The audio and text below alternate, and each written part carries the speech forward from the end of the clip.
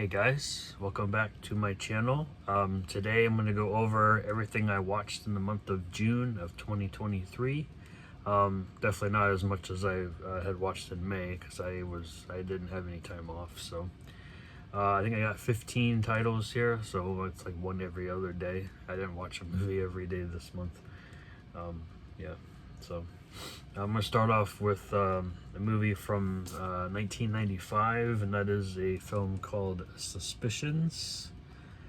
Basically, this is just another version of 10 Little Indians, or And Then There Were None, whatever you guys had, read in school or whatever. Yeah, I mean, it's very 90s, just even the way it was shot and everything, it's a little dark. There is not a Blu-ray of this. I bought this on eBay for relatively cheap.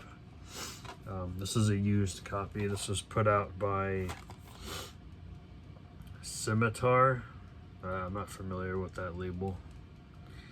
There are special features on this DVD though. You get movie factoids, scene access, interactive menus, basically throwback to the old 90s version of menus and whatnot. There's one actress in here that you guys might know. Her name is Catherine Curtin. She is you've probably seen her in Stranger Things. She plays Dustin Henderson's mom. So that's kind of interesting. Other than that, I didn't really recognize anybody else in this film. But here's the synopsis if you guys want to read that. I enjoyed this movie overall. It's not the best movie in the world by any means. You do get this cool little insert here. I guess the original owner wrote their last name in here, so whatever. And then, of course, there's a nice little order form in here. Buy 4, get 1 free. I want my DVD. I don't know. It's really strange. But obviously there's no discard. It's just the regular silk screen printing or whatever. 85 minutes from 1995. You guys want to check it out? It's all right.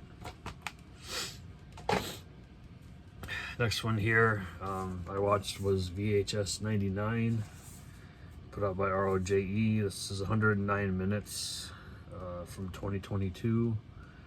Basically, it's just the next entry in the found footage anthology films. I liked most of them in here. I think the one with the game show was really messed up, in my opinion. What else? There was another, like the last one too, which was that To Hell and Back. That one was creepy as all hell. I think that, I forget the name of it, but it's the one where they go.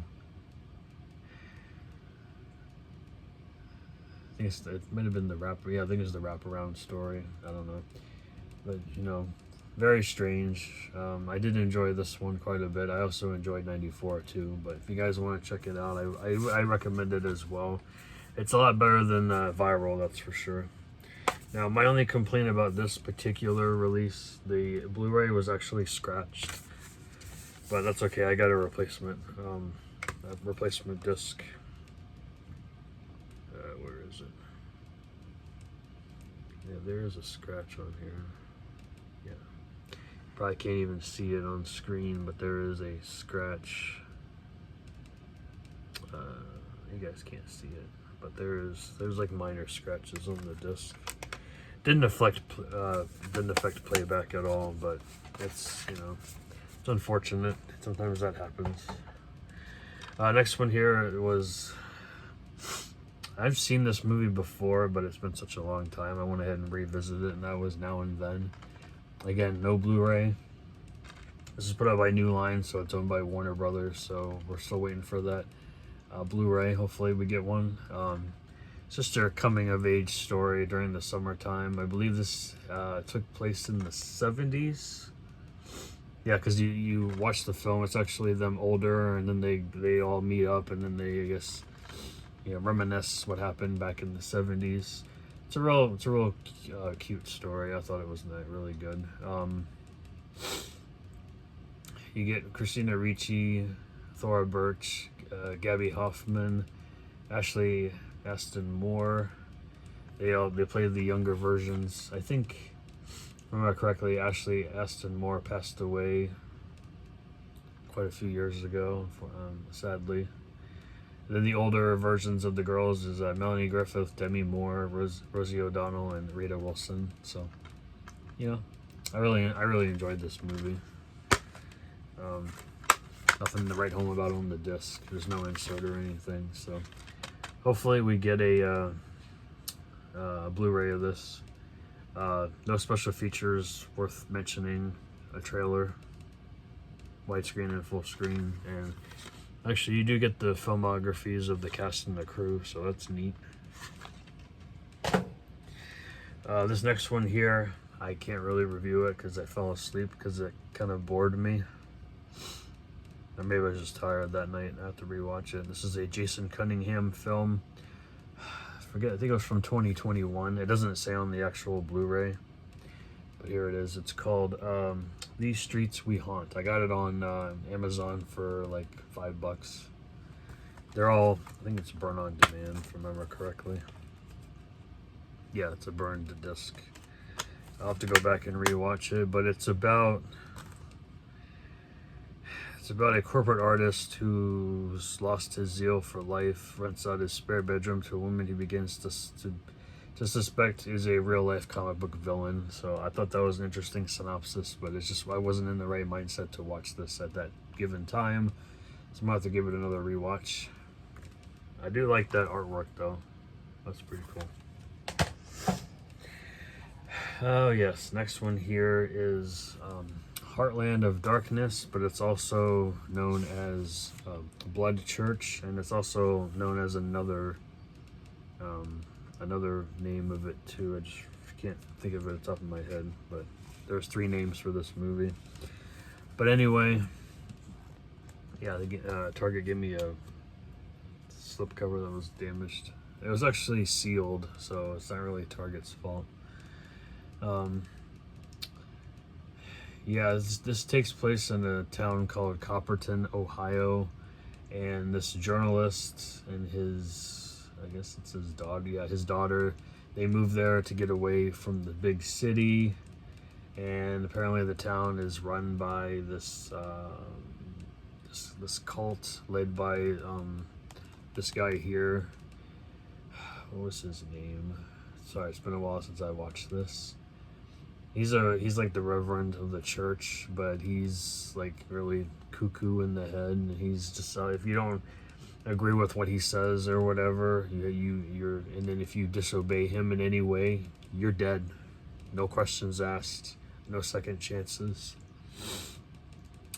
Linnea Quigley plays one of the people of the town that is in cahoots with him, but she's also a teacher. She's the teacher of the journalist's daughter, and he kidnaps the daughter, and he's going to harvest her to apparently God, but it's not really God, it's Satan. Yeah, I enjoyed this film.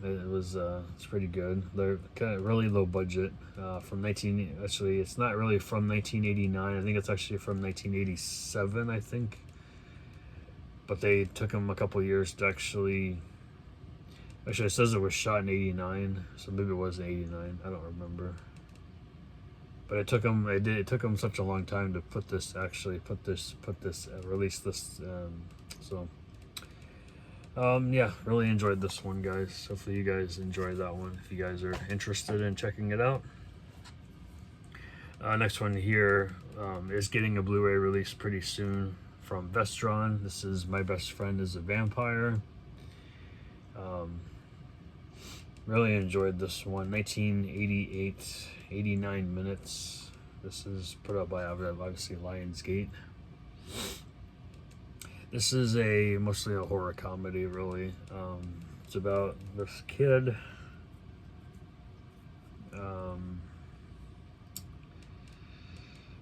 Jeremy Capello, played by Robert Sean Leonard.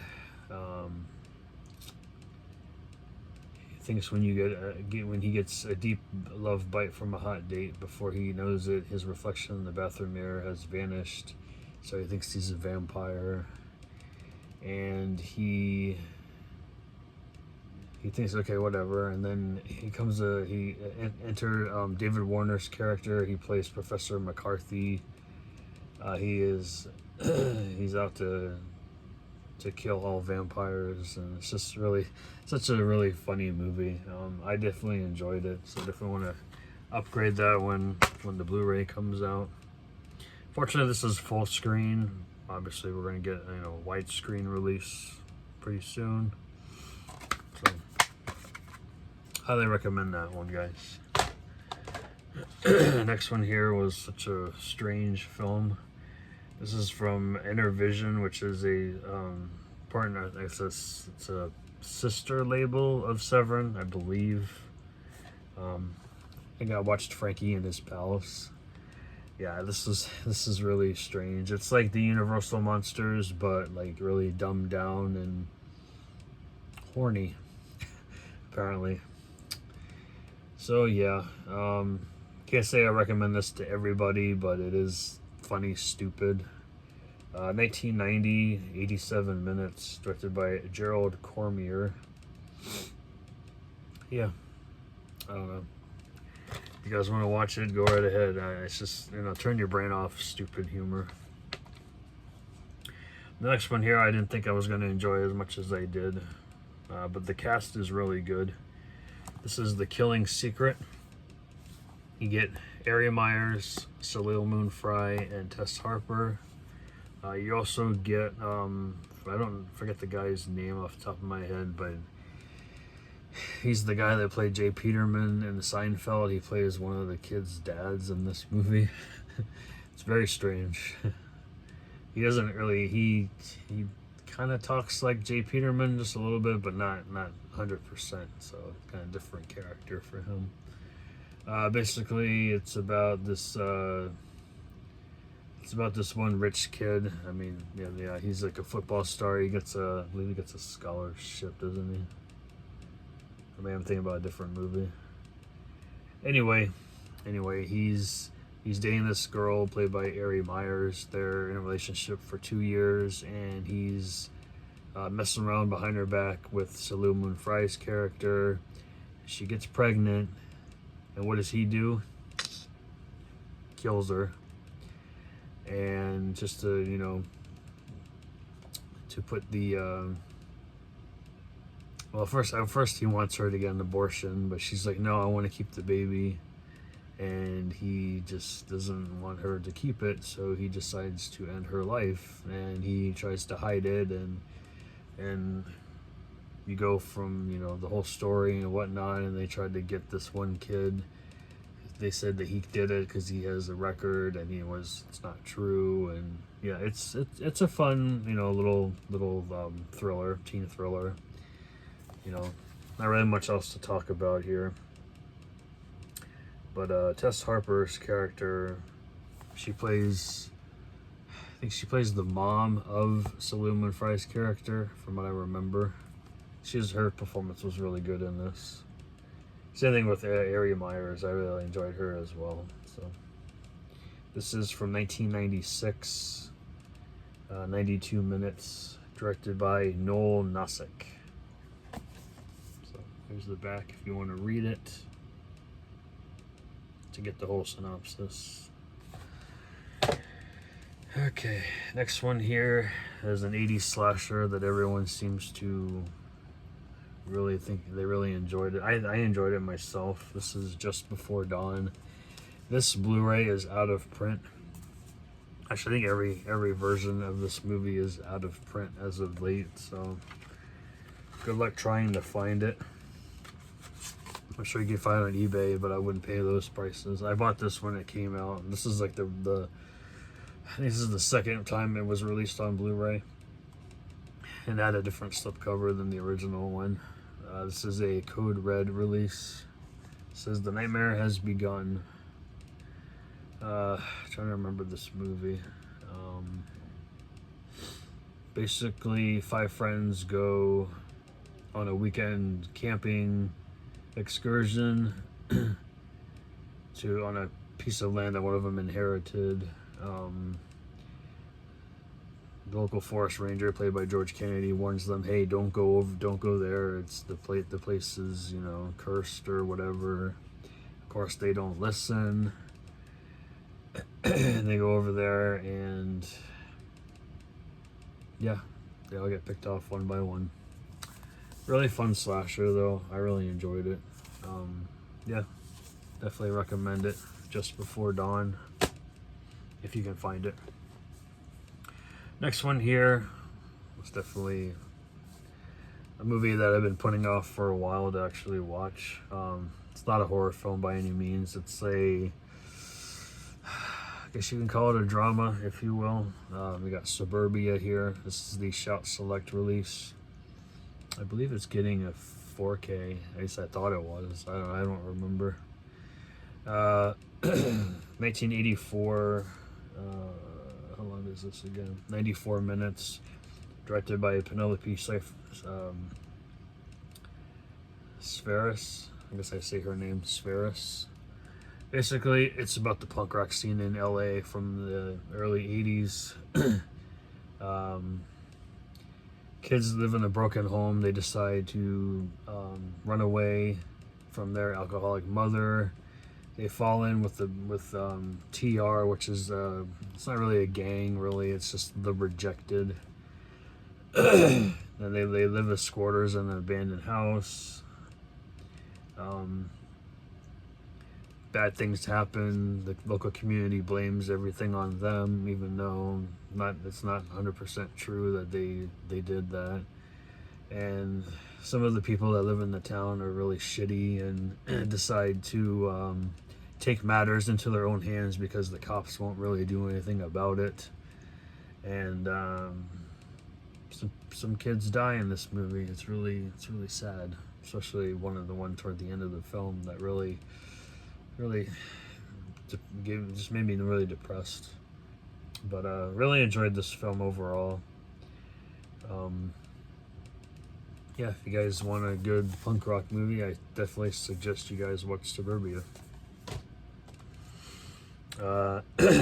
Next one here, I finally got around to watching Knock at the Cabin, M. Night Shyamalan's latest film. I mean, I get what the movie is about. It's about the Four Horsemen, end of the world type thing. It wasn't as good as people made it out to be. I thought it was just okay. You know, I don't know. I thought it was just okay. I don't know if I'll watch it again anytime soon, but I didn't hate it. This documentary and this next one is a documentary, and it was really out there. I actually kind of do believe the guy, because I do believe in extraterrestrials, if you will, in some sort. And I don't, not necessarily the green people or the grays or anything like that, but there's got to be some other form of species out there, not human. Anyway, this is a documentary by TerraVision called Love and Saucers. It's basically about this 72-year-old guy. He's claiming he had a lifetime of encounters with unworldly beings, and he just tells his story. Started when he was, I think he was like 12. He had like vision. He had seen them in where he was growing up. I believe it was Georgia. Yeah, I think he lived in Georgia. And then he started painting, doing all these different paintings when he was older, because he had the relationship with this one alien. She took his virginity, which is kind of a strange story, but you listen, you hear all about it in this. It's very interesting. It's a very interesting documentary. It's 65 minutes, 2017. Yeah. So I can't really show some of the stuff on the back, but here's one of his paintings actually on the disc itself. That's the girlfriend. What the heck was her name again? She actually has a name. I just drawing a blank right now, but yeah, it's definitely out there. If you guys like out there documentaries, I definitely suggest you guys watch Love and Saucers. Three more guys, and that's it.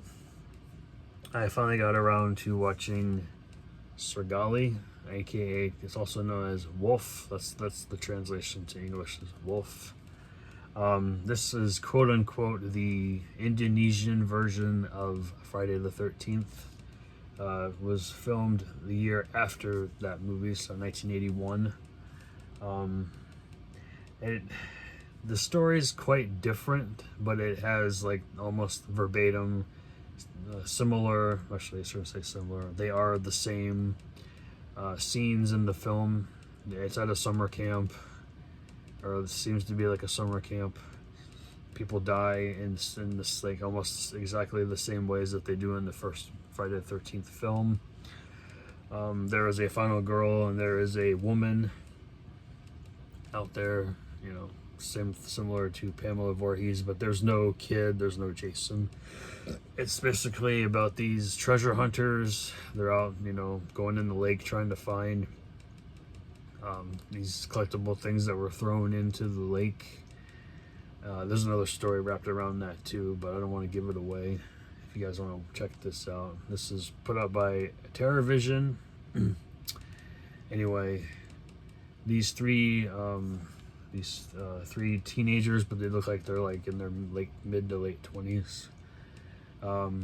They go there for the weekend just to get away, you know, relax and whatnot. And then the treasure hunters see them there, so they tried to scare them off by saying that the place is haunted and demons are out there and whatnot.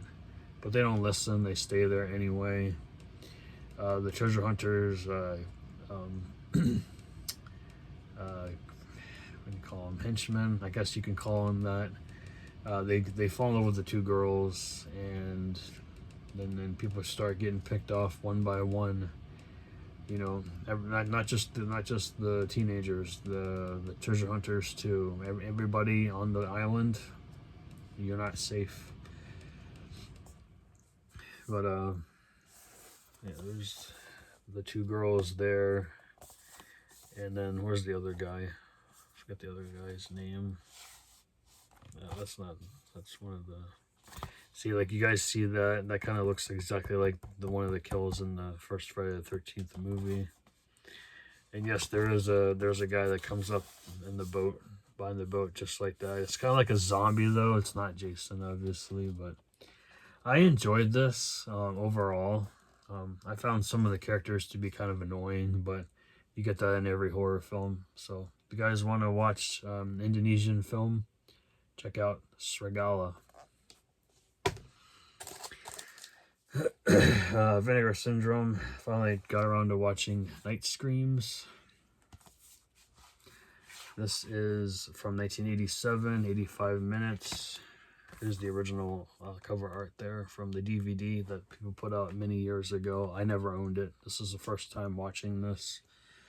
Yeah, okay. This is what I was getting confused with the other movie. So David is a high school football star. He just won a 4-year scholarship to University of Oklahoma. His parents are away for the night, so he wants to celebrate with his friends. So they get a little party going there. Now there's like a couple criminals out there who I guess they try to rob a cafe or something, and they, you know, tear up the place, destroy it, and then they're going to try to find somewhere to hang low for a while to get away from the cops. So they go in this house's basement just to get away from it all, and of course the house is the kids, the kids' house, and then yeah, all the kids are hanging out and whatnot, and people are just getting picked off one by one at this party. Now, if you think it's the criminals hanging out in the basement that are killing people, nope. You gotta watch this movie to find out who it is. Yeah, who's the one that's killing. Was it predictable to me? not at first. I thought it was just okay, someone's there just, you know, killing people. But then you get later, and then you know, if you're actually watching the movie, then you'll understand, okay, that's probably who the killer is. And then, yeah. So, movie ended weird though. Like, they could have made a sequel, but they never did. Fun fact about this movie was they actually made it in Wichita, Kansas in 1987. Now, they got a couple actors from LA to come in and be in this movie, but most of the cast in here are actually locals from Kansas at the time. So I thought that was pretty neat. This is a 3-disc set. You get the 4K and then 2 Blu-rays. Quite a few featurettes on here as well. You guys can read that on the back. Quite a few documentaries. I watched some of them. I thought they were interesting, but I didn't watch all of them. But really fun movie. Definitely like that artwork on there with the grill. Now, the eyeball thing it kind of happened, but it didn't, like, you know, it's not like that. And then the whole thing with the rubber duck, I thought it was going to be more to the story than what it actually is. But the broken lamp, that was pretty cool. Somebody gets electrocuted in the pool. That was fun. Alright, last film before I go, guys. This is from 2001. It is still turkey bagged because this is how it came to me. I just felt like keeping it on. This is If I Die Before I Wake. This is put up by Artisan Entertainment, or Artesian, however you guys say it. I say Artisan. Artisan Home Entertainment. This is directed by Brian Katkin, and he also wrote it with PJ Petit. Yes, I say his name, or their name. I don't know if it's a man or a woman or whatever. Basically, this is a home invasion film. It's very dated though, because there's a dial-up internet in this movie. I was like, wow. Flashback. Anyway, it's just like, it's basically, when you first watch it, it's like from the eyes of the guys that are breaking into the house, and then it just goes to a regular movie. Kind of weird in a way. So again, the family is taken hostage. So the main girl in here is Stephanie Jones. She didn't do a whole lot after this movie, but she was really good in this. She wakes up, she hears them knock down the front door, but no one else does. I don't understand that. But anyway, she wakes up her little sister and says, "Hey, I need your help. You know, there's an intruder in the house." She's like freaking out. And the mom and the dad get taken hostage, and then their son does too. Fortunately, their son is killed. So it basically shows you how the middle daughter, she's 16. She just, you know, she uses her brain. She knows exactly what she's doing. She takes care of her little sister too. They get out, and yeah, pretty fun. It's very short though. It's only 77 minutes.